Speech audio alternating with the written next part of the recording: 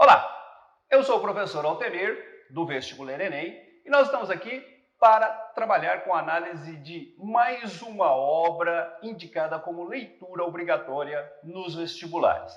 E hoje nós vamos trabalhar com um livro de poesia.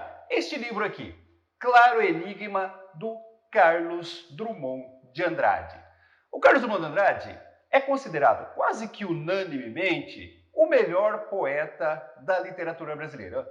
Um dos melhores poetas da literatura de língua portuguesa e um dos grandes poetas da literatura universal. O Drummond nasceu em 1902, bem na virada para o século XX, quando estava iniciando o modernismo, o pré-modernismo, no caso, aqui no Brasil, e morreu em 1987. Ao longo da sua carreira, ele produziu continuamente. Escreveu também prosa, escreveu alguns contos, algumas crônicas, mas se destacou mesmo na produção lírica, na produção de poesia. Publicou o seu primeiro livro aos 28 anos de idade e depois continuou publicando poesia até a sua morte. São centenas e centenas de poemas que expressam a sua concepção lírica do mundo e, ao mesmo tempo, traçam um painel da realidade brasileira ao longo do século XX aí. E aqui nós temos uma lista daqueles que seriam os temas dominantes ao longo da poesia do Carlos Drummond de Andrade.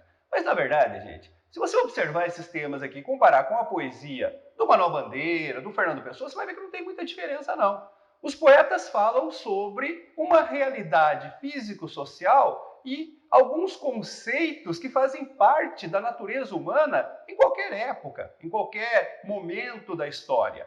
Por exemplo, falar sobre o indivíduo, falar sobre a terra natal, isso é comum aos poetas. No Drummond, por exemplo, a referência à terra natal é uma constante. Depois você tem alguns temas que são naturais. À medida que o indivíduo vai crescendo, vai se inserindo dentro do contexto social, esse choque social, esse conflito com a realidade social também é natural e acaba fazendo parte da poesia dos grandes poetas aí. O conhecimento amoroso também é uma coisa natural. Existe um momento na vida do indivíduo em que a descoberta do amor passa a ser o seu foco principal e depois, numa fase mais madura, a reflexão sobre a vida, sobre a existência, sobre o sentido das coisas que o rodeiam, também passa a ser um assunto comum. Nós podemos dizer que, no caso do livro que nós vamos analisar, que já é dessa fase mais madura do Drummond, o estar no mundo, a discussão filosófica sobre a existência, sobre a vida, sobre o indivíduo, sobre o amor,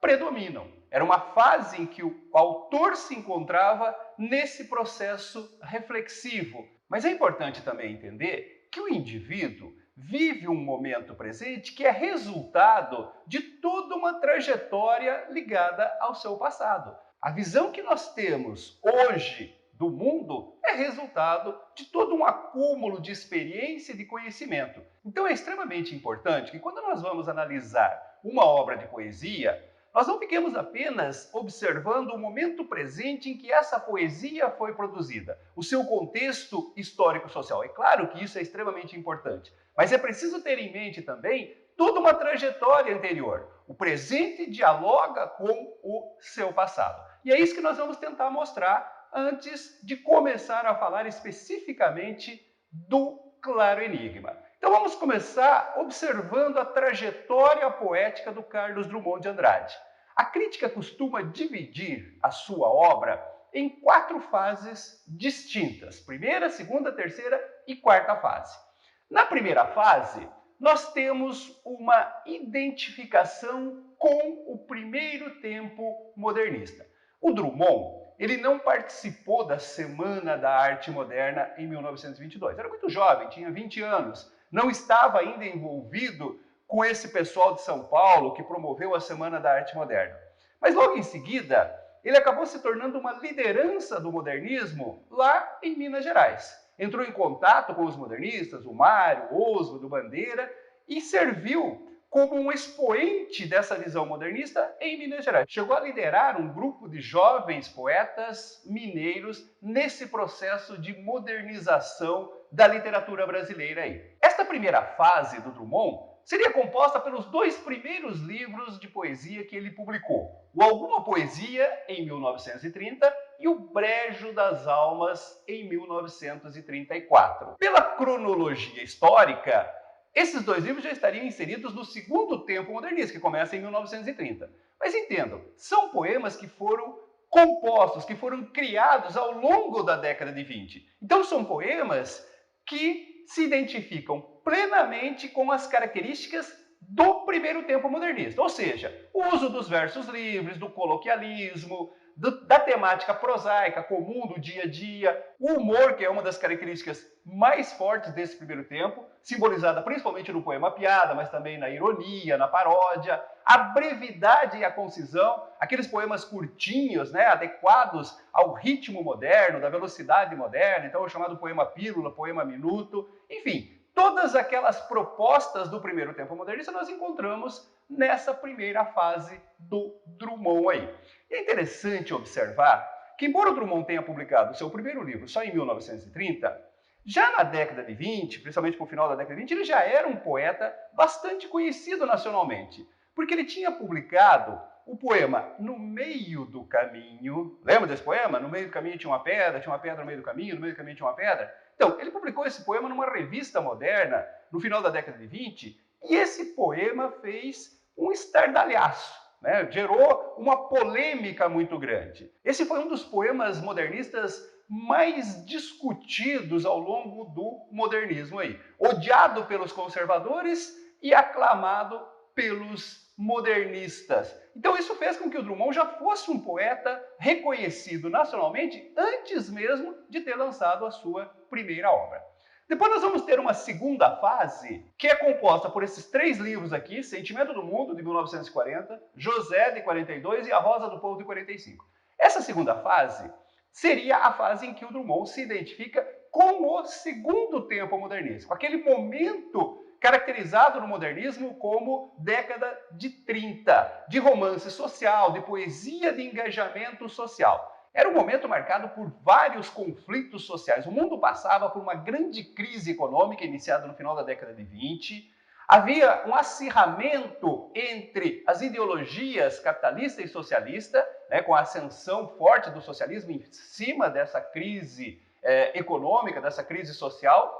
Havia aqui no Brasil o início de uma ditadura, da ditadura Vargas, o Estado Novo, o início da Segunda Guerra Mundial. Então, o mundo passava por uma agitação social muito forte e isso exigia dos intelectuais, dos artistas, dos poetas, uma participação em cima disso, tanto na prosa quanto na poesia. Nós temos aí Vidas Secas, Capitães da Areia, e na poesia, um dos nossos poetas que mais se engajou nessa luta social foi exatamente o Drummond. Essa fase começa com o livro Sentimento do Mundo, que faz essa transição daquela poesia mais individualista da primeira fase para essa poesia mais de cunho social, né, de abordagem social dessa segunda fase.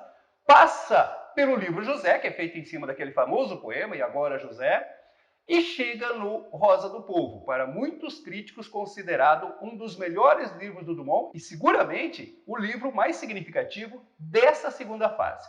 Essa segunda fase, então, como eu falei, é uma identificação com o modernismo do segundo tempo, uma poesia de questionamento social e existencial, no caso aqui o existencial representado por essa poesia do impasse, que seria o José, e principalmente do engajamento político, da adesão à ideologia socialista, que também apareceu em outros artistas da época, como eu já coloquei aí. A metapoesia, a discussão sobre a própria poesia, e é um momento em que essas formas livres começam a conviver com uma retomada das formas tradicionais. Todos os artistas desse período passaram por essa transformação, por esse engajamento social, e isso aconteceu também com o Drummond, então essa é considerada a sua segunda fase aí. Aí nós temos mais duas fases. Nós temos a terceira fase, que seria a poesia mais erudita, mais filosófica, e é onde nós encontramos o livro que nós vamos analisar hoje, o Claro Enigma. Também faz parte desse período o Novos Poemas, Fazendeiro do Ar e A Vida Passado a Limpo. Claro Enigma é considerado o livro símbolo dessa terceira fase. Nessa terceira fase, o poeta abandona um pouco aquela poesia de cunho social, de participação, de envolvimento com os dramas sociais, e passa a fazer uma poesia mais reflexiva, uma poesia de cunho filosófico que se propõe a refletir sobre as grandes angústias do ser humano. O sentido da vida, o sentido do amor, da existência em si, o estar no mundo, a consciência de uma realidade trazida pela maturidade, e é isso que predomina no livro que nós vamos analisar. Então, nesse momento, nós temos essa investigação metafísica do ser, a presença de uma poesia complexa, hermética. Hermética significa fechada, de difícil penetração, ligada à memória, e em alguns desses livros começa a surgir o erotismo, que era bastante ausente nas fases anteriores aí. O Claro Enigma, como eu falei, é o livro mais representativo desse momento de investigação filosófica e de poesia mais complexa, poesia mais erudita, uma retomada das formas fixas, o que faz com que a sua leitura e a sua compreensão fique bastante dificultada. Para muitos críticos, o Claro Enigma é o livro mais complexo, é o livro que requer uma atenção maior, um esforço maior para a compreensão de toda a obra do Drummond. E depois nós temos ainda uma quarta e última fase, que seria composta basicamente por esse livro aqui, ó, Lição das Coisas, de 1962. Essa quarta fase representa uma síntese e, ao mesmo tempo, uma mistura das fases anteriores. Ele vai retomar as características da sua primeira fase, do primeiro tempo modernista, né? O humor, o poema curto, a temática mais prosaica. Vai retomar também aquela poesia de participação social da segunda fase, mas sem abandonar totalmente a poesia de investigação metafísica dessa terceira fase. Então, ele acaba misturando tudo, incorporando também algumas novidades da época, como o concretismo, e nós temos aqui o chamado Lição das Coisas. Uma síntese, né? Uma mistura de todas as fases anteriores, de todas as experiências anteriores aí. Essa trajetória do Drummond, as fases pelas quais ele passou, né? A poesia que ele produziu ao longo de toda a sua história, é importante para que a gente possa analisar o Claro Enigma. Como eu falei no início, a poesia é a expressão da subjetividade, da visão de mundo do poeta naquele momento que ele está produzindo, aquilo que ele está vivendo naquele momento. Então nós temos que observar esse contexto histórico em que o Claro Enigma foi produzido, né? Esse momento pós-guerra pelo qual passava o mundo, mas nós não podemos esquecer também que existe toda uma trajetória anterior e que o momento presente, repito, dialoga com as experiências do passado, principalmente com a fase anterior, com a fase representada pelo Rosa do Povo. É isso que nós vamos tentar mostrar para vocês na análise desta obra Claro Enigma. E esta análise tem que começar já pelo título do livro, pela contradição que esse título apresenta. Enigma geralmente é ligado a algo de difícil compreensão, ou seja, ligado a algo obscuro. E claro, é exatamente o contrário disso. Quando nós colocamos a ideia de claro, de claridade, de luz, nós estamos nos referindo a algo mais simples, algo que é fácil de absorver, de perceber, de compreender. Quando você associa essa característica de clareza, de luz, à palavra enigma, você cria um paradoxo, você cria uma contradição. E essa característica contraditória que nós percebemos no título da obra é uma das marcas constantes de toda a poesia que compõe esse livro. Esse jogo, né, do claro e do escuro, daquilo que é simples com aquilo que é enigmático, das grandes oposições da vida, amor e ódio, vida e morte, o bem e o mal, o sonho e a frustração. E é isso que nós vamos tentar mostrar para vocês ao longo da análise dessa obra. Então, não saia daí. Daqui a pouco eu volto para nós iniciarmos a análise específica do Claro Enigma. Até já! Bom, primeira coisa que eu queria comentar com vocês sobre essa obra Claro Enigma é a estrutura física do livro. É sempre bom saber essa estrutura física aí. Nós temos aqui uma obra que está dividida em 6 partes. Cada uma dessas partes contém um determinado número de poemas. Então nós temos assim, a primeira parte, Entre o Lobo e Cão, 18 poemas. Segundo, Notícias Amorosas, 7 poemas. Depois, terceiro, Menino e os Homens, mais 4 poemas. Quarto, Selo de Minas, mais 4 poemas. Quinta, Os Lábios Cerrados, 6 poemas. E a última, sexta, Máquina do Mundo, 2 poemas. No total, nós temos 41 poemas aí. A marca mais característica dessa obra é o que a crítica costuma denominar de uma guinada classicizante do Drummond.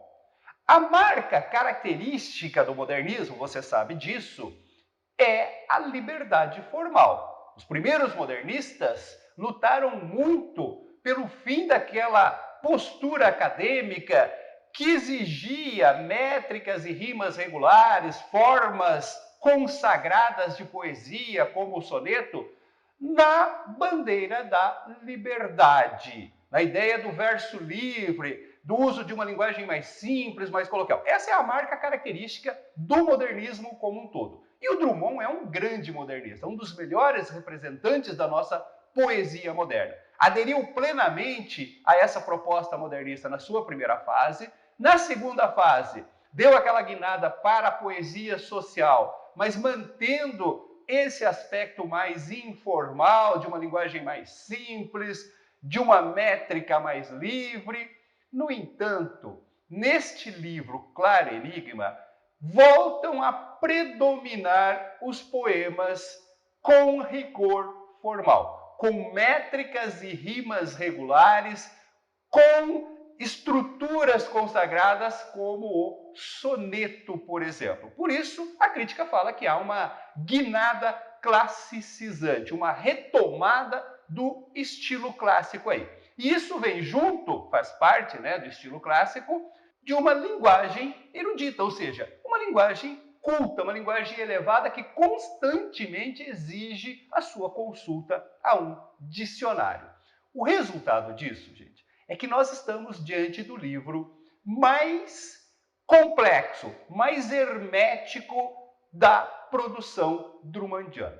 É preciso paciência e um esforço concentrado na leitura desses poemas. Não é uma poesia simples, não é uma poesia de absorção fácil. É preciso comprometimento, é preciso paciência, é preciso mergulhar realmente no sentido profundo da poesia, relacionada tanto à sua estrutura física, né, ao ritmo, à musicalidade, aos recursos poéticos, quanto à sua linguagem um tanto quanto erudita, um tanto quanto complexa, um tanto quanto elevada aí. Então, uma das marcas do Claro Enigma é essa poesia mais clássica, essa poesia mais erudita, essa poesia mais hermética, que apresenta uma dificuldade maior de penetração, de compreensão aí. A gente vai trabalhar com isso um pouco mais adiante nos exemplos que nós selecionamos para análise desse livro aí. Outro elemento que nós temos que observar é a situação de época. Como eu já coloquei na primeira aula, o Claro Enigma é o livro que melhor representa a terceira fase desse poeta. E aí nós podemos pegar, então, como parâmetro para a comparação dessa fase atual, representada pelo Claro Enigma, com a fase anterior, a obra mais representativa dessa fase anterior, que é exatamente o Rosa do Povo. O Rosa do Povo foi publicado em 1945, exatamente o ano marcado pela crítica como fim da segunda fase, do segundo tempo modernista, né? Fim de um período histórico representado ali pelo final da Segunda Guerra Mundial. E o Claro Enigma, então, seria a poesia que representa essa nova realidade social após a Segunda Guerra. Então você tem aqui a primeira coisa, a Guerra Fria. A Segunda Guerra Mundial, você sabe, encerrou-se com a detonação das bombas atômicas no Japão. A partir daí, o mundo se dividiu em dois polos. O polo capitalista, liderado pelos Estados Unidos, e o polo socialista, liderado pela União Soviética. E houve uma corrida armamentista. Como se não bastasse o terror da própria explosão das bombas atômicas no Japão, ainda se promoveu ao longo dos anos seguintes uma corrida armamentista em que se produziram dezenas, centenas, talvez milhares de bombas, principalmente principalmente nos Estados Unidos e na União Soviética. Um arsenal atômico capaz de explodir o mundo várias vezes, como se fosse necessário explodir mais de uma aí. Isso tudo ficou conhecido como Guerra Fria. Guerra Fria seria exatamente essa guerra silenciosa, marcada pelo temor, pelo pavor dessas duas potências atômicas aí. Sempre aquela expectativa de que algum maluco pudesse apertar o botão e promover uma guerra nuclear. Esse medo, esse temor de uma guerra atômica foi tema de muita produção artística na época, especialmente no cinema, mas também em todas as demais formas de expressão artística aí. Então, o mundo passava por esse momento marcado pela ameaça atômica aí. Tínhamos essa polarização ideológica que eu falei para vocês, né? Capitalismo versus socialismo. Isso tudo gerava essa situação de desilusão, de medo, de angústia que marcava a vida das pessoas. Havia uma certa desilusão em relação à realidade como um todo, o ser humano como um todo, o futuro como expectativa.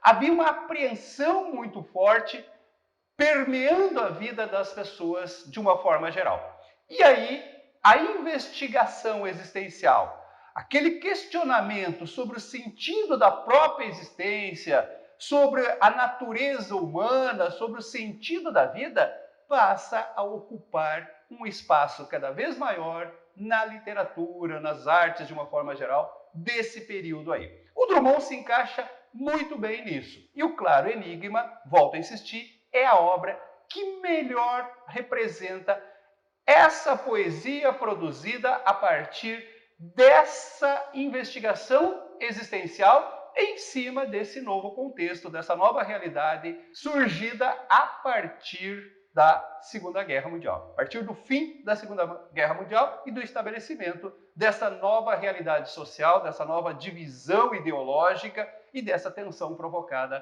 pela chamada Guerra Fria aí. E nesse sentido, nós podemos dizer que, em relação à temática também, há uma mudança, uma guinada daquela temática da fase anterior, representada lá pelo Rosa do Povo, que era basicamente em cima de fatos concretos, né? Então, na fase anterior, no Rosa do Povo, os fatos concretos, a realidade social, os dramas sociais. Então, esses fatos concretos da poesia social vão ceder lugar para uma temática feita em cima de conceitos abstratos, aquilo que a gente chama de metafísica, ou seja, a investigação sobre a existência, sobre o sentido da vida, sobre o sentido de estar no mundo, sobre a função do poeta, a função da própria poesia no mundo, a consciência desse mundo que advém com a maturidade, temas que não são físicos, que não são palpáveis, que são frutos de uma tensão psicológica provocada por esse momento, por essa reflexão mesmo sobre a existência, sobre o amor, sobre a vida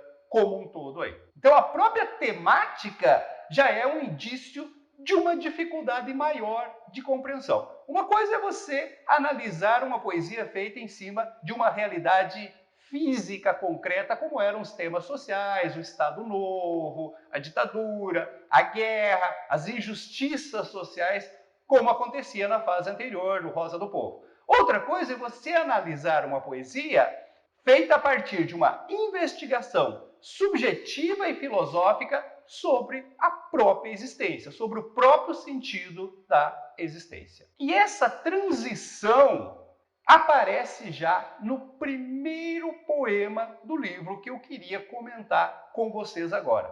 Trata-se do poema Dissolução. É o poema que abre o livro e cujo título já é extremamente significativo. Dissolução, aquilo que se dissolve. É como se o poeta iniciasse falando de uma realidade que surge a partir da dissolução de valores anteriores, de valores ligados à sua fase anterior. Vamos dar uma olhada no poema? Olha só. Escurece, e não me seduz tatear sequer uma lâmpada, pois que aprouve ao dia findar, aceito a noite.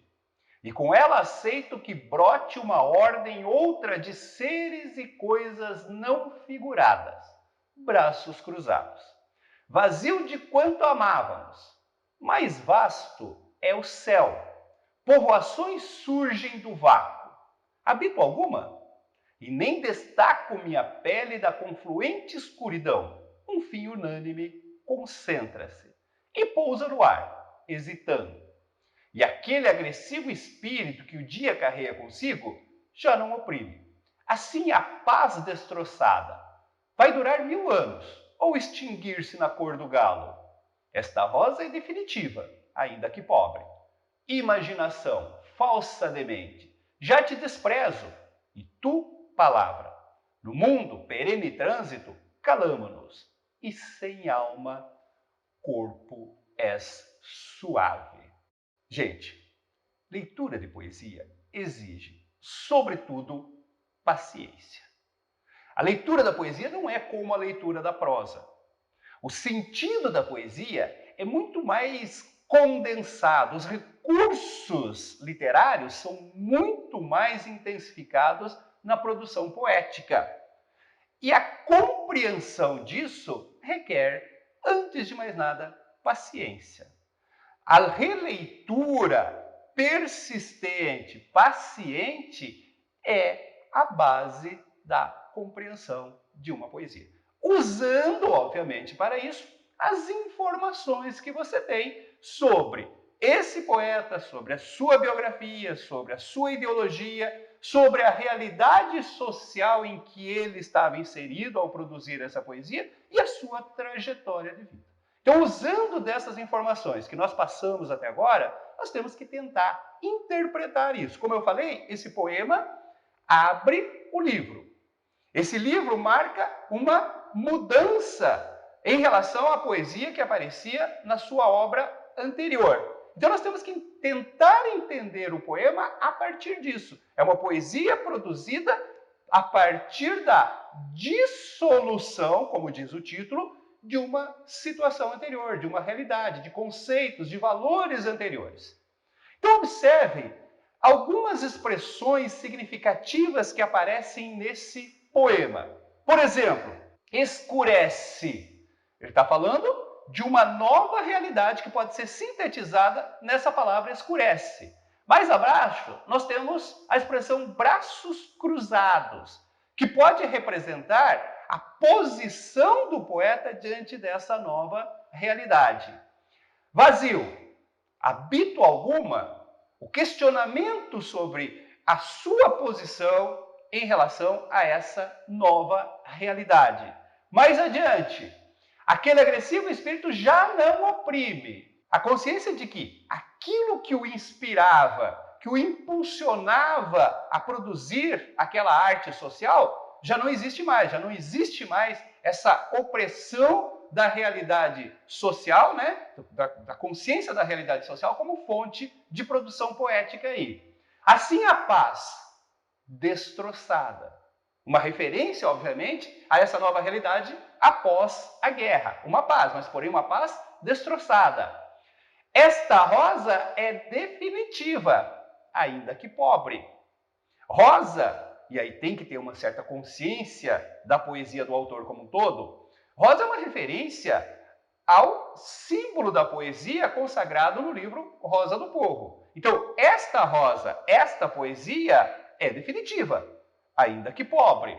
E na última estrofe, a ideia de que o corpo sem alma é mais suave. Como que nós podemos interpretar isso ao longo da leitura toda? Então vamos lá. Com paciência, vamos fazendo a leitura estrofe por estrofe para perceber algumas coisas. Vejam, ele começa dizendo o seguinte, ó. Escurece, e não me seduz tatear sequer uma lâmpada. Quer dizer, a noite chegou, e eu não sou seduzido, eu não sou levado a buscar uma lâmpada, tatear uma lâmpada para acabar com essa escuridão. Pois que aprouve ao dia findar, aceito a noite. Se é a vontade do dia acabar, eu aceito a noite, aceito a escuridão. E com ela aceito que brote uma ordem outra de seres e coisas não figuradas. Aceito essa nova ordem, aceito essa nova realidade. Braços cruzados. Aqui você tem essa ideia, né, de alguém que realmente cruza os braços e aceita. Se você lembrar um pouco da poesia social anterior, ele dizia exatamente o contrário, que não era para ficar parado, que era para as pessoas darem-se as mãos e partirem para mudar essa realidade. Agora nós temos a postura contrária. Eu aceito essa realidade de braços cruzados. Vazio de quanto amávamos. O que existia não existe mais, é um vazio. Mais vasto é o céu. Povoações surgem do vácuo. Uma nova realidade surge desse vazio. Habito alguma? Eu estou inserido, eu faço parte dessa nova realidade? E nem destaco minha pele da confluente escuridão. Um fim unânime concentra-se e pousa no ar, hesitando. Eu não procuro me destacar dessa escuridão. Eu aceito que essa escuridão apague a minha figura. Eu aceito esse fim unânime que concentra-se e pousa no ar, hesitando. E aquele agressivo espírito que o dia carrega consigo, aquele espírito agressivo que leva o dia consigo, já não oprime. Na segunda fase, em vários poemas, o Drummond se mostrava tenso, oprimido, às vezes envergonhado por sua ausência de uma maior participação social. A realidade social, as injustiças sociais, o oprimiam, o induziam a uma participação, a uma tomada de posição perante essa realidade. Ele diz que isso já não existe mais, isso já não o oprime mais. E isso representa a paz destroçada. Então, após a guerra, vem a paz, mas é uma paz destroçada. É uma paz que não satisfaz, é uma paz feita a partir da destruição de muita coisa, não apenas física, mas principalmente a destruição de sonhos. Podemos pensar na destruição da esperança que era representada pela posição ideológica do socialismo que o autor tinha assumido na fase anterior ali. Vai durar 1000 anos ou extinguir-se na cor do galo? Quer dizer, vai ser uma paz duradoura, longa? Ou vai durar apenas uma noite e extinguir-se no amanhecer, na cor do galo? Esta rosa é definitiva, ainda que pobre. Quer dizer, esta é a rosa que nasce, que surge. Essa é a nova poesia, a nova realidade. Mas ele mesmo reconhece que é pobre, que é uma rosa pobre, embora definitiva. E aí no final ele diz: imaginação, falsa demente, já te desprezo, e tu, palavra. A imaginação pode ser ligada aqui, pode ser entendida como a representação dos sonhos, das utopias, das esperanças, tantas vezes manifestas na poesia anterior. De maior justiça social, de maior igualdade.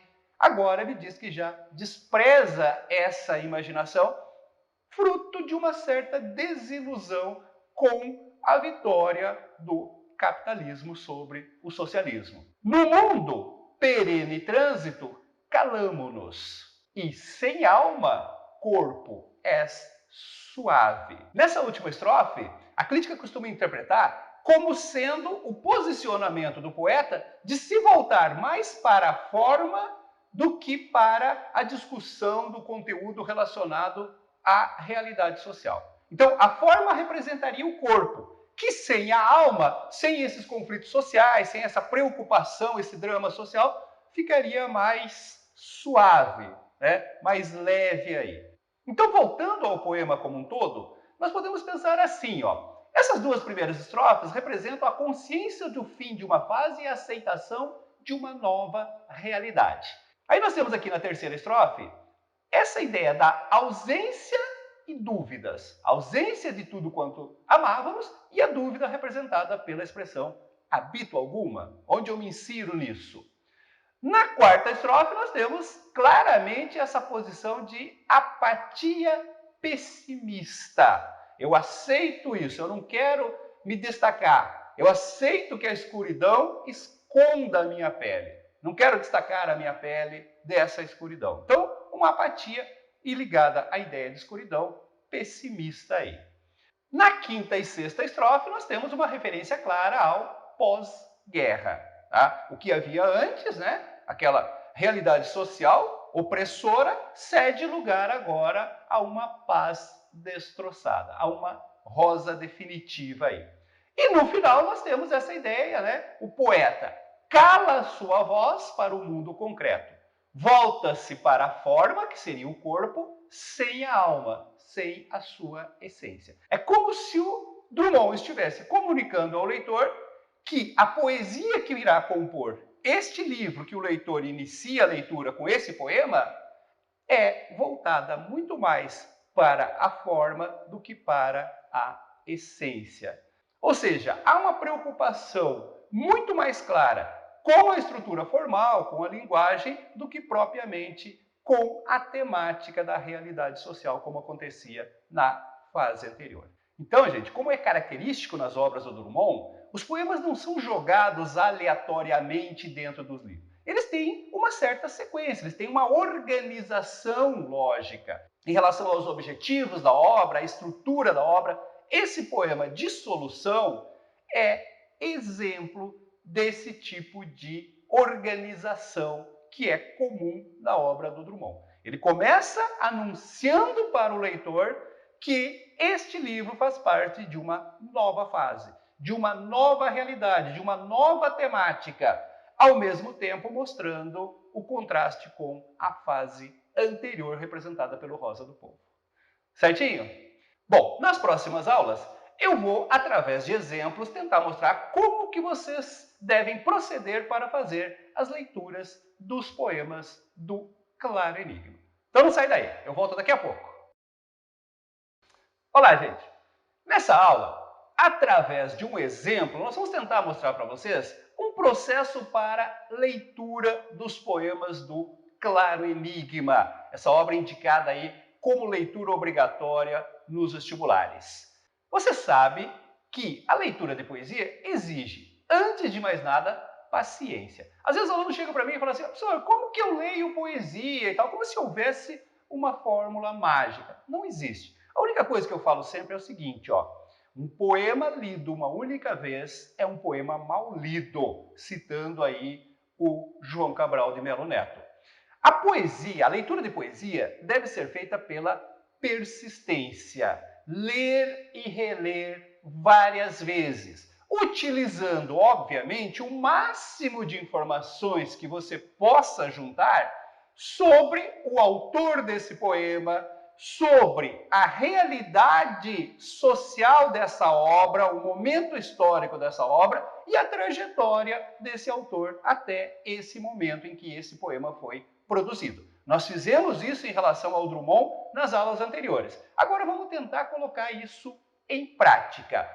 Então nós temos aqui um dos sonetos, dos vários sonetos que nós temos no livro. Um soneto bastante conhecido, bastante discutido aí, que é o Praga e Sombra. Dá só uma olhada no texto, ó. A sombra azul da tarde nos confrange. Baixa, severa, a luz crepuscular. Um sino toca, e não saber quem tange é como se este som nascesse do ar. Música breve, noite longa.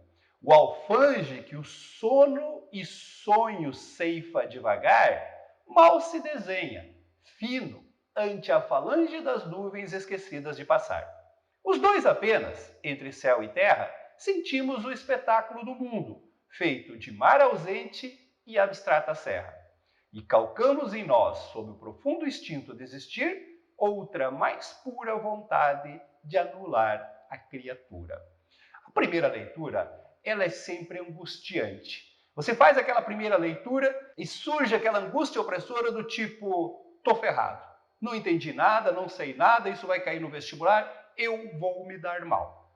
Calma, muita calma. Como eu falei, leitura de poesia é, antes de mais nada, paciência e persistência. É normal essa não compreensão imediata do poema.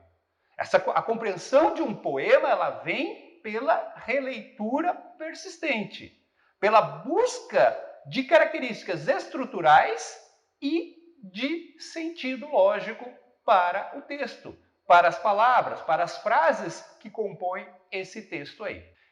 Como eu falei para vocês, nesse livro nós temos uma guinada classicizante. A crítica caracteriza assim esse livro, ou seja, uma retomada de aspectos clássicos na poesia do Drummond. Isso é uma das características que tem grande probabilidade de ser cobrada numa prova de vestibular. Então, a primeira coisa que você tem que fazer quando você está diante de um poema é uma observação da sua estrutura física. A análise de um poema tem que começar por essa estrutura física. Então, o primeiro passo seria exatamente esse aqui, ó, análise formal do poema. No olhar básico, você vai perceber que o que nós temos aqui é um soneto. O que é o soneto? O soneto é aquela forma fixa composta por 14 versos divididos em 2 quartetos, 2 estrofes de 4 versos e 2 tercetos. Então, quando você olha aqui, você já percebe isso claramente. Ó. Nós temos 4 versos, mais 4, depois 3 e 3, somando 14 versos. Então, isso é a forma clássica. Você está diante de um soneto. Segundo passo é observar a estrutura das rimas. Se existe uma regularidade de rimas. Então, você começa a observar o final dos versos. Confrange, crepuscular, tange, ar, alfange, devagar, falange, passar. No primeiro olhar, você já percebe, tem rimas e tem uma regularidade de rimas. Então, você vai fazer o que a gente chama de esquema de rimas, que consiste em você atribuir letras para cada som final. Quando se repete o mesmo som, você repete a mesma letra e assim você vai saber qual verso está rimando com qual. Fazendo esse esquema de rimas, você teria isso aqui, ó. Você vai chamar esse primeiro som de A, né? O segundo é diferente, então você chama de B, mas depois repete, ó, confrange rima com tange, então você repete o A. Ar rima com crepuscular, você repete o B. Então você tem assim, ó, o primeiro rima com o terceiro, o segundo rima com o quarto. Na segunda estrofe, isso se repete, ó, AB, AB. Aí depois você tem um som diferente, terra, não apareceu ainda, você vai chamar de C. Mundo é outro som diferente, você chama de D. Aí serra, rima com terra, então você chama de C de novo. Aí aparece profundo, que rima com mundo, então você chama de D.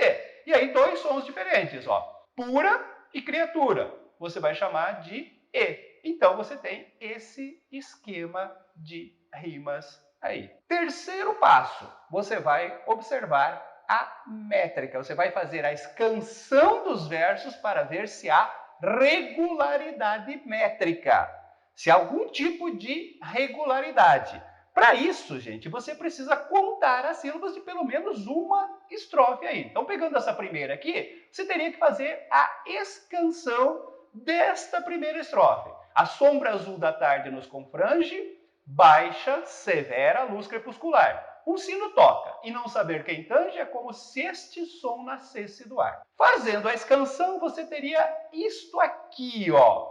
A sombra azul, o Bra e o A saem no mesmo impulso, da tarde nos confrange, 10 sílabas. Lembrando que, pelas regras da contagem de sílabas, você só considera até a última sílaba forte da última palavra, a última sílaba forte do verso, ou seja, a sílaba forte da última palavra. Portanto, confrange só conta até o fran, a última sílaba não conta. Já o crepuscular, você conta até o final, porque a sílaba forte é exatamente a última. Então você tem assim, ó, baixa, severa, aqui também junta, né, o A com a sílaba final de severa, luz crepuscular. Um sino toque, não saber quem tan. Então aqui você tem que observar, você tem o K do final da palavra toca junta com o E, e no final você vai só até o tan. É como se este som nascesse do ar. Ou seja, você junta aqui, né? É como se este som nascesse do ar. Do ar sai tudo num único impulso. Se você tem dificuldade para fazer essa canção, é bom você treinar, porque é uma boa possibilidade de se cobrar essa estrutura formal em relação a esse livro Claro Enigma. No nosso portal do Vestibular Enem, vestibularenem.com.br, você tem um curso gratuito de teoria básica de português e ali você encontra uma aula sobre escansão. Contagem das sílabas poéticas. Ali eu ensino um método bastante prático e objetivo de fazer a contagem das sílabas, porque no vestibular você não pode perder tempo. Você tem que fazer isso de forma rápida. E lá tem um método bastante prático para você fazer isso. Você pode encontrar essa aula também no nosso canal do YouTube, Vestibuleiro Enem. Um outro aspecto ainda ligado à forma que você pode observar, que você deve observar, é em relação à musicalidade. O Drummond, em vários poemas, ele explora alguns efeitos sonoros muito característicos, que eram muito presentes, por exemplo, no estilo simbolista, como, por exemplo, a aliteração, que consiste na repetição de um mesmo som consonantal em palavras seguidas, provocando um efeito sonoro. Observe esse exemplo aqui, ó. Que sono e sonho ceifa devagar. Sono, sonho, ceifa. Fica muito claro, fica muito evidente esse efeito sonoro provocado pela repetição do som consonantal S. Isso a gente chama de aliteração. É comum esse recurso em vários poemas do livro. Então essa seria a primeira parte dessa análise. Observar criteriosamente o aspecto formal do poema como um todo. O segundo passo é exatamente fazer a leitura compreensiva do poema. E aí, você tem que se munir de um dicionário ou do Dr. Google.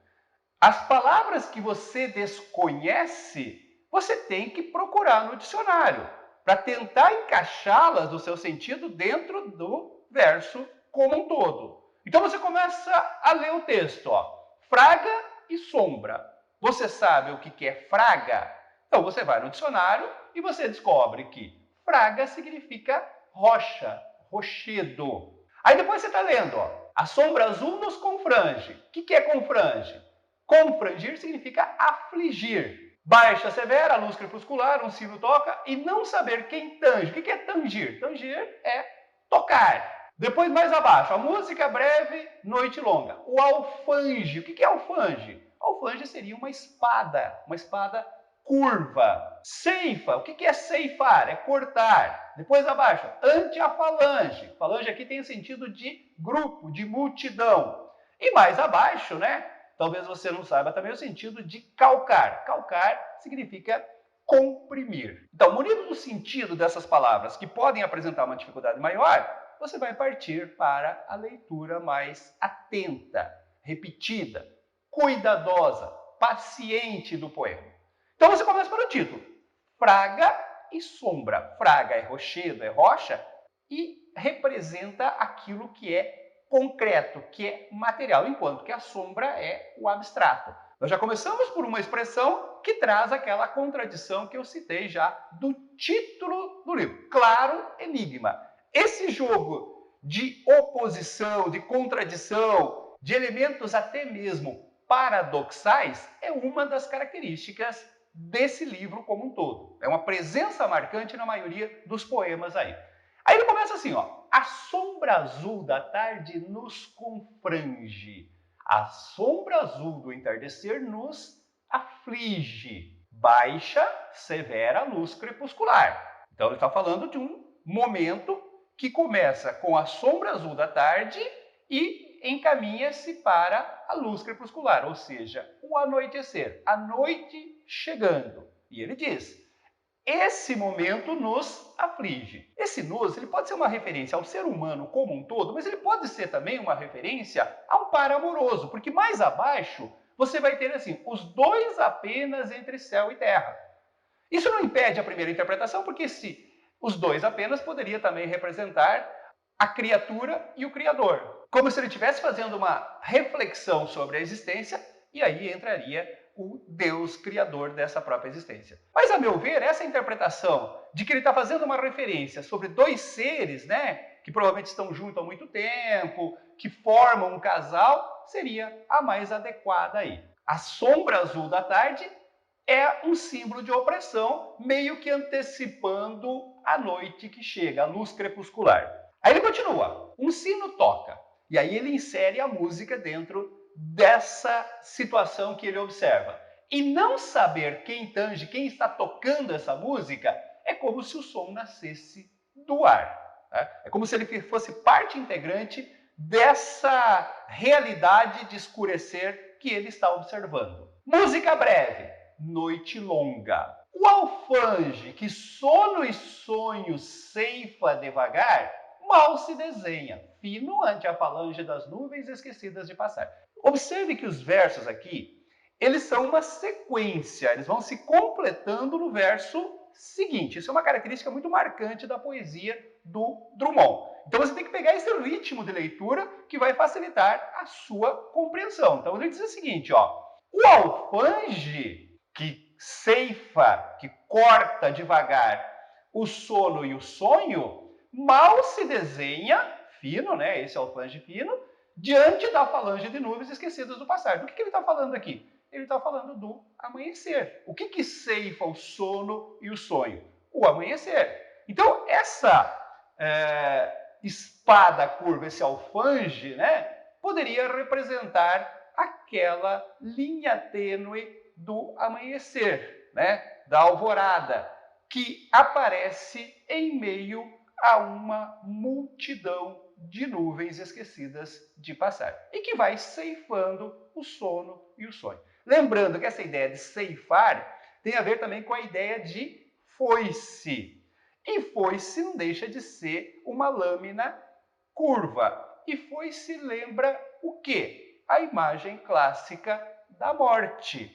Então, esse ambiente mais tétrico, mais mórbido, que começa na primeira estrofe com a ideia do escurecer como uma coisa opressora, se confirma também nessa ideia de alfange como uma espada curva que vem ceifando, que vem cortando o sono e o sonho. Então, essa atmosfera de morbidez é uma das características marcantes dessas duas primeiras estrofes. Aí ele continua. Os dois apenas, entre céu e terra, sentimos o espetáculo do mundo, feito de mar ausente e abstrata serra. Observem que essa estrofe ela é profundamente filosófica. Ela é resultado de uma observação filosófica sobre o espetáculo do mundo, sobre essa realidade do transcorrer do tempo, da sucessão de noite e dia que caracteriza o espetáculo do mundo, o transcorrer da vida, a passagem do ser pela vida como um todo aí. E isso é opressor. É a partir desse sentimento, dessa consciência, desse espetáculo da vida que transcorre, que ele chega à conclusão final. E diz o seguinte, ó, e calcamos em nós, sob o profundo instinto de existir, outra mais pura vontade de anular a criatura. O que ele está dizendo nesse final? Que nós, diante dessa realidade, calcamos, comprimimos aquele desejo de anular a existência, ou seja, o desejo de morte. Esse desejo é impedido, é oprimido, é calcado por um instinto de existir. É como se ele colocasse em oposição o instinto natural de viver, de sobreviver, próprio do lado animal do ser humano, com o desejo racional de acabar com essa existência. Esse desejo racional de acabar com a existência seria resultado de uma reflexão sobre a vida, sobre a existência, sobre o transcorrer do tempo. Então, o que nós percebemos neste soneto? Uma alta dose de melancolia que se reflete numa investigação existencial, numa reflexão sobre a existência humana. Podemos dizer que o poema nos apresenta uma reflexão sombria sobre o amor, sobre a vida, com base em uma melancolia filosófica. Portanto, um soneto, uma das formas mais consagradas desse livro, que se encaixa dentro dessa temática reflexiva a que se propôs o poeta neste livro, anunciada já no primeiro poema de solução que nós vimos na aula anterior. A análise mais cuidadosa, mais profunda desse poema nos revela a presença de uma melancolia mórbida, fruto de uma espécie de desilusão com a fase anterior, somada com a consciência reflexiva sobre a futilidade da existência do ser humano diante dessa nova realidade que se apresenta. Mas observe que chegar nesse grau de compreensão exige paciência e persistência. É preciso ler e reler várias vezes o poema, passar por uma análise inicial da sua estrutura física, por uma busca do sentido possível para determinadas palavras, e aí ir associando esse sentido com o todo do poema. É fácil? Não, não é. Falamos logo no início que trata-se de uma poesia hermética, de uma poesia complexa, de uma poesia erudita, que exige, obviamente, um esforço um pouco maior por parte do leitor aí. Certinho, gente?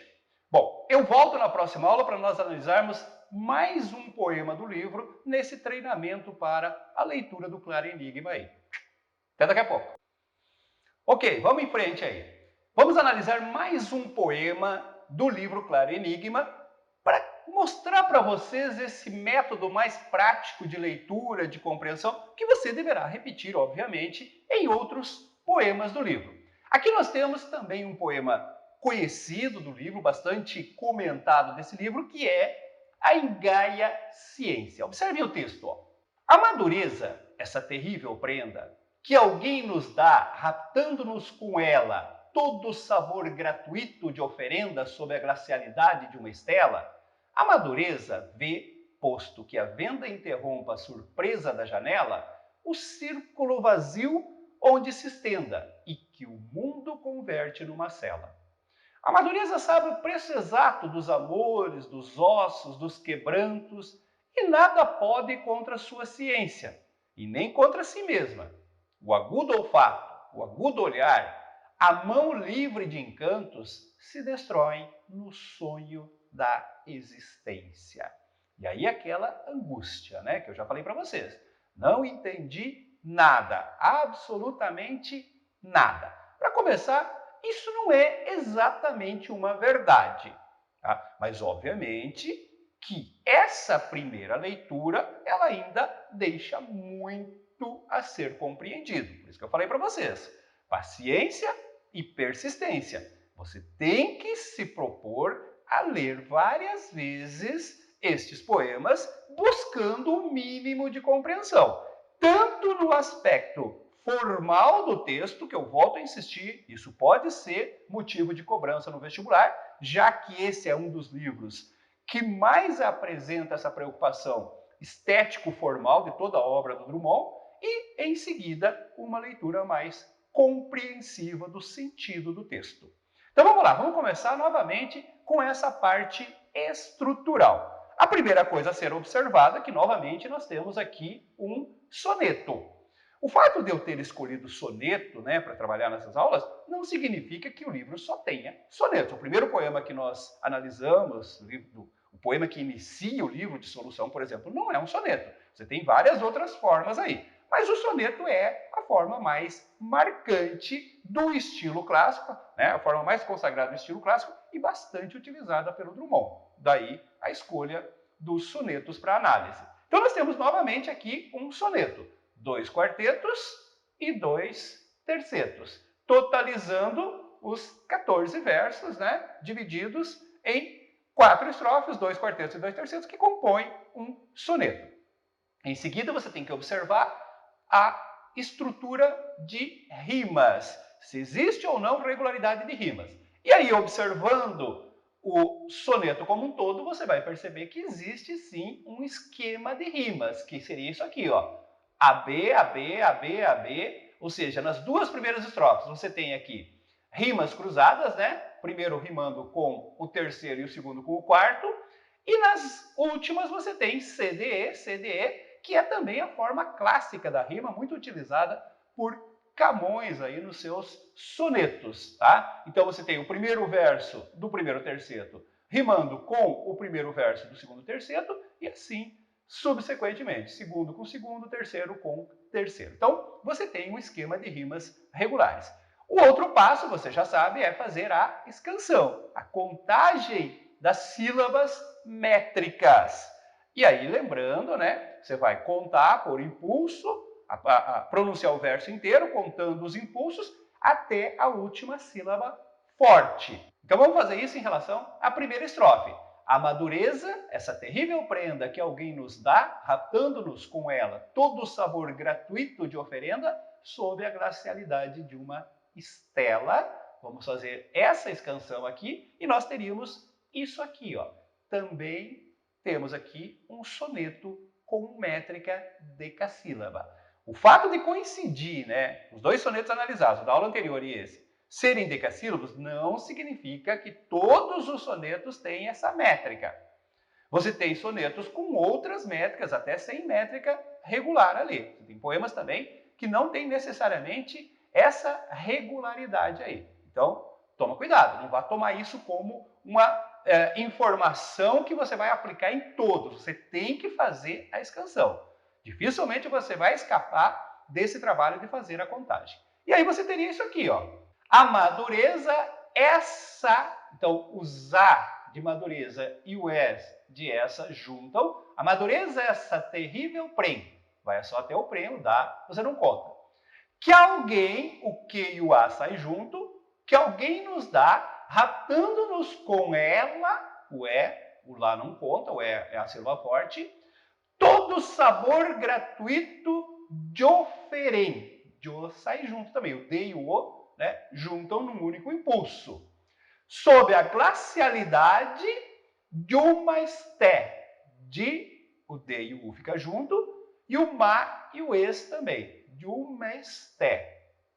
Então, nós temos em todos os versos decassílabos, temos uma regularidade métrica aí. Em seguida, você parte para uma leitura interpretativa. Para isso, você sabe, você precisa do auxílio do famoso dicionário. Em relação a muitas palavras aqui, será necessário consultar um dicionário. Mas em relação ao título, não vai adiantar você consultar um dicionário, porque engaia é um neologismo. O que é um neologismo? É a criação de uma nova palavra, a invenção de uma nova palavra, geralmente pela junção de outras palavras. A interpretação mais aceita pela crítica é que seria um neologismo formado pela palavra gaia, que seria de origem provençal e significa alegre, jovial, junto com o prefixo de negação latino aqui, in. Então, quando você junta engaia, o in está negando essa característica de alegre e jovial. Portanto, engaia passa a significar triste, velha. E aí, a engaia ciência, a velha triste ciência. Ciência aqui pode ser o conhecimento, a sabedoria. Então, a velha e triste sabedoria. E aí o poema começa da seguinte forma, ó. A madureza, essa terrível prenda que alguém nos dá, raptando-nos com ela todo o sabor gratuito de oferenda sob a glacialidade de uma estela. A madureza vê, posto que a venda interrompa a surpresa da janela, o círculo vazio, onde se estende o que o mundo converte em céu. Você observou que só agora você tem um ponto final? Isso, volta a insistir, é uma característica do Drummond. Você tem que ler os versos na sequência, porque a maioria dos versos tem o seu sentido completado no verso seguinte. Os versos não são completos. Esse recurso de cavalgamento, ou seja, de um verso estar montado no verso seguinte, é uma característica de toda a poesia do Drummond e que ele usa insistentemente ao longo desse livro aí. Então você tem que pegar essa sequência toda. Depois no final ele diz, ó, a madureza sabe o preço exato dos amores, dos ossos, dos quebrantos, e nada pode contra a sua ciência e nem contra si mesma. Observe que o sentido dessa terceira estrofe se completa no início da quarta estrofe. O agudo olfato, o agudo olhar, a mão livre de encantos se destroem no sonho da existência. E aí você vai para o dicionário buscar aquelas palavras que podem trazer alguma dificuldade de compreensão. Então, por exemplo, madureza. Madureza é uma expressão que ele usa em vários poemas ao longo do livro. E madureza significa maturidade, né? A idade madura, a idade da velhice, que costuma trazer consigo também a sabedoria, a ciência, o conhecimento, a consciência do mundo, da realidade em si. Tá? Então, a Igaia ciência vem com a maturidade. Então, madureza significa maturidade. Prenda, que aparece aqui, ó. A madureza é essa terrível prenda. Prenda seria um presente, tá? Oferecer, ofertar uma prenda é ofertar um presente. Glacialidade aqui tem o sentido de frieza, né? Glacial significa frio.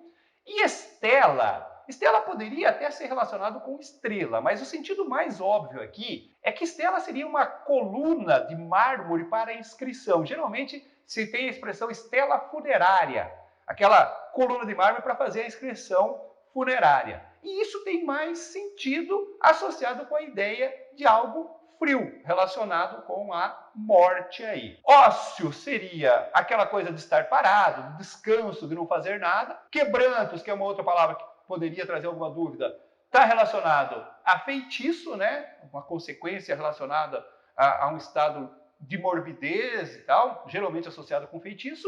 E agudo significa intenso, desenvolvido. Então, vamos, a partir desse trabalho inicial, com as palavras que exigem um pouco mais de atenção, vamos fazer uma leitura interpretativa do soneto como um todo. Então ele começa dizendo o seguinte, ó: a madureza, essa prenda terrível que alguém nos dá.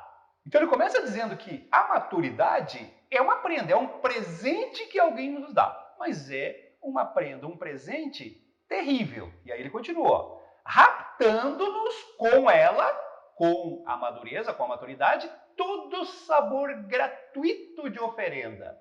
Aquele sabor de quem recebe uma prenda é raptado porque é a maturidade, sob a glacialidade de uma estela. E aí a associação com a ideia da morte. A maturidade é exatamente a aproximação da morte, do fim, né? Representado aí pela glacialidade de uma estela. A madureza vê, posto que a venda interrompa a surpresa da janela, o círculo vazio. Então, a maturidade, funcionando como uma venda, ela interrompe a surpresa da janela. Aquela coisa de você abrir e ficar surpreso com o que você vê lá fora. Isso é próprio da juventude, né? De fases anteriores. A maturidade já não oferece mais essa surpresa. Ela vê o círculo vazio. O círculo vazio, né? Onde a vida se estenda e que transforma, converte o mundo numa cela. Então é como se a maturidade funcionasse como uma espécie de cela, de prisão. Não existe mais aquela abertura para o inesperado, para a surpresa, para o novo do abrir de uma janela, porque agora a maturidade venda os olhos para essa surpresa aí. Já há uma consciência mais clara de tudo. Não há mais o espetáculo da surpresa. A madureza sabe o preço exato dos amores, dos ossos, dos quebrantos, e nada pode contra a sua ciência e nem contra si mesmo. A maturidade nos traz a consciência de tudo que existe, de tudo que nós vivemos, de tudo que nos cerca, os amores, os ossos, os quebrantos. E essa maturidade não pode nada contra essa consciência, contra esse conhecimento e nem contra si mesmo. Não há nada que ela possa fazer contra essa realidade que é a maturidade aí. O agudo olfato, o agudo olhar, a mão livre de encanto se destroem no sonho da existência. É como se a maturidade trouxesse a ciência, o conhecimento de que tudo que nós vivenciamos, que tudo que nós valorizávamos tanto, vai se dissolvendo diante do sonho da existência, diante do transcorrer da vida aí. Então nós acabamos entendendo que o poema nos traz basicamente essa ideia. A maturidade traz o conhecimento, a triste ciência de que tudo se dissolve no sonho da existência. Então, novamente, nós temos aqui um soneto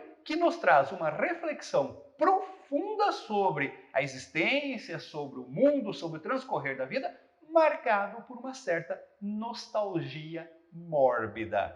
Essa visão, um tanto quanto pessimista, um tanto quanto mórbida, misturada com uma certa nostalgia do que já não existe mais, do que já passou, é também uma marca característica da poesia do Drummond neste livro Claro Enigma. É mais uma pista para você fazer a leitura desses poemas. Procurar observar a presença desse sentimento de nostalgia mórbida que é a base dessa reflexão filosófica sobre a existência, sobre o mundo, sobre o amor, sobre a realidade como um todo aí. Bom, gente, o objetivo dessas aulas foi passar um mínimo de informações sobre o livro, sobre a situação de época, sobre as características formais dos poemas, sobre as características do autor e do seu momento histórico em que essa obra foi produzida, para que você, munido dessas informações e seguindo mais ou menos o processo que nós utilizamos na análise desses poemas,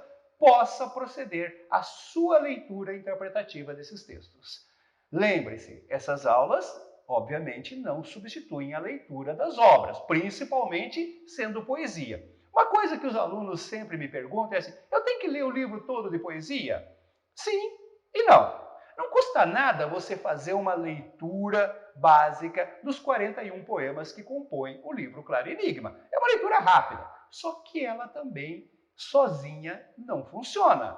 O mais importante aqui é você ler várias vezes alguns poemas. Você não precisa pegar e ler todos os poemas várias vezes. Você precisa selecionar alguns poemas e, em cima deles, proceder uma leitura mais cuidadosa, mais interpretativa pela persistência, né? Pela leitura e releitura persistente. Então, pegar ali um poema por semana, ler várias vezes, fazer anotações ao lado, você vai assim adquirindo um know-how, um conhecimento que vai servir depois para a prova. É muito provável que o poema a ser analisado esteja na prova, principalmente se for um poema curto, um soneto, por exemplo. Se por acaso cair um dos poemas que você analisou, ótimo, sorte sua. Se não cair, sem problema. O treino de leitura que você fez em cima de outros poemas vai te dar um conhecimento, uma técnica básica para fazer a leitura rápida desse poema durante a prova e uma interpretação mais acentuada, mais correta desse texto aí. Não existe outra fórmula, gente. Tem que ser dessa maneira. Treinar pela leitura persistente. A preparação, né, para responder uma prova sobre um livro de poesia passa necessariamente por esse trabalho paciente de leitura e releitura insistente dos poemas do livro. Volto a insistir, você não precisa fazer isso com todos os poemas. Fazendo isso com uma parte desses poemas, você já estará melhor preparado para responder uma questão sobre qualquer um desses poemas aí. Certinho, gente? Então, nós estamos encerrando aqui a análise do Claro Enigma e eu aguardo você numa próxima aula de análise de obra literária indicada como leitura obrigatória nos vestibulares. Até a próxima aula, então.